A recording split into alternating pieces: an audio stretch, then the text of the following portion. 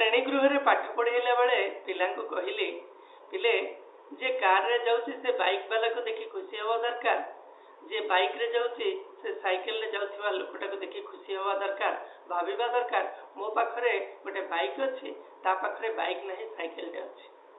ଗୋଟେ ପିଲା ସାଙ୍ଗେ ସାଙ୍ଗେ ପଚାରିଲା, କହିଲା ସାର୍ ତାହେଲେ ଆମେ ତ 90 ନମ୍ବର ପାଇଁ ବ୍ୟସ୍ତ ହେବା ଉଚିତ ନୁହଁ, ଯେ 50 ନମ୍ବର ରଖୁଛି ତାକୁ ଦେଖି ଖୁସି ହେବା ଉଚିତ, ଯେ ସେ 50 ନମ୍ବର ରଖିଛି ମୁଁ ତ 60 ରଖିଛି। ଭାରି ବଢ଼ିଆ କଥାଟେ।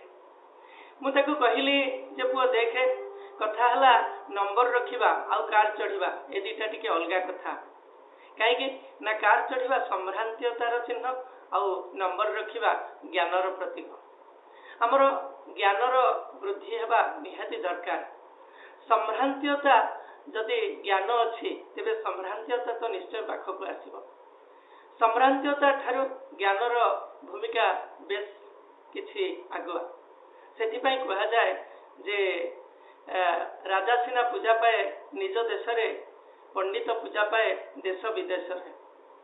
ତେବେ ଯେଉଁ ପିଲା 50 ନମ୍ବର ରଖୁଛି 90 ନମ୍ବର ପିଲାକୁ ଦେଖି ବ୍ୟସ୍ତ ହେବା ଉଚିତ ଯେ ସିଏ 90 ରଖୁଛି ମୁଁ 90 ରଖିବି।